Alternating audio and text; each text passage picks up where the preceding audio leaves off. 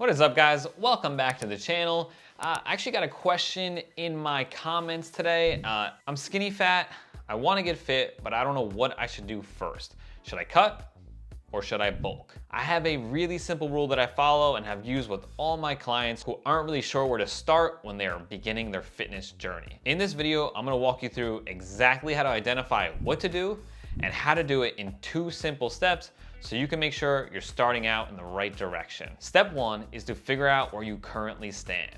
The easiest way to do that is to use the BMI or body mass index. To calculate this number, hop on your phone and Google BMI calculator. It will ask you to enter your weight and your height and it'll spit out a number. You're then gonna take that number and see where you land on this chart here, which is basically gonna tell you based on your height and weight, whether you're underweight, normal weight, overweight, or obese. From here, you will know exactly where you stand, and we have some objective data as a starting point to make decisions from. If your BMI is above the number 25, you are technically overweight, and I would usually recommend starting with a cut. Because remember, whenever you do a bulk, you will be adding both muscle and fat.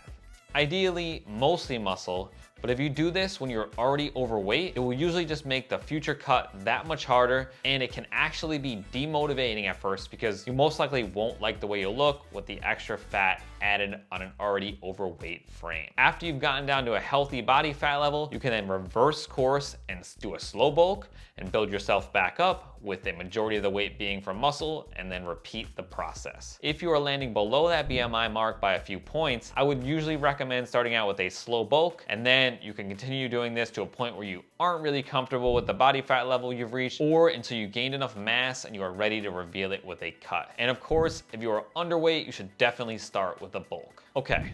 So now you know exactly what to do, but how do you go about doing it? First step is to figure out your calories and macros. I have full videos showing you exactly how to calculate that for yourself, and I'll link that above here, but I'm not gonna walk you through all that today. Instead, you can go to calculator.net and look for their macro calculator, plug in your info, activity levels, goals, and it'll spit out some options for you. I'd highly recommend selecting the high protein options and starting from there. Then use an app like MyFitnessPal or Chronometer to track these calories and macros and adjust as your progress stalls. Okay, so now the nutrition side is taken care of. Now we need a training plan that is going to focus on progressive overload and has a system in place to move you towards your goal, not just some random set of workouts that you feel like doing. Your training plan should have 2 of these things going for it. Number 1, it first must be written down and there must be a goal or purpose behind the exercises you are performing. If you're just slapping together a bunch of exercises with no rhyme or reason, you'll struggle to make progress in the long term. For instance, each month in the work program,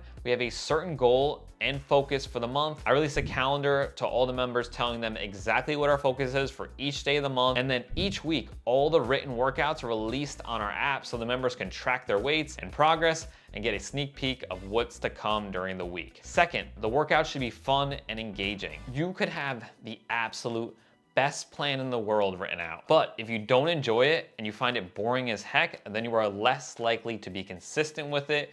And in the long run, we know that consistency is the absolute number 1 key to reaching your goals. That's why in the work program, we are constantly mixing up our training styles and looking for different ways to attack the core basic movements. Remember, you don't always need to switch up exercises. You can just go about doing them in a variety of ways. From tempo training to density training to EMOMs to AMRAPs. Make it engaging and make it challenging, and it will keep you coming back. To sum things up, first, calculate your BMI, and that will tell you where you should start. And from there, dial in your nutrition and get on a training plan that has purpose and that you enjoy doing. To get more in-depth info on setting up your macros and building out a meal plan to hit those macros, check out these 2 videos on the side over here. I hope this was helpful, guys, and I'll see you in the next video.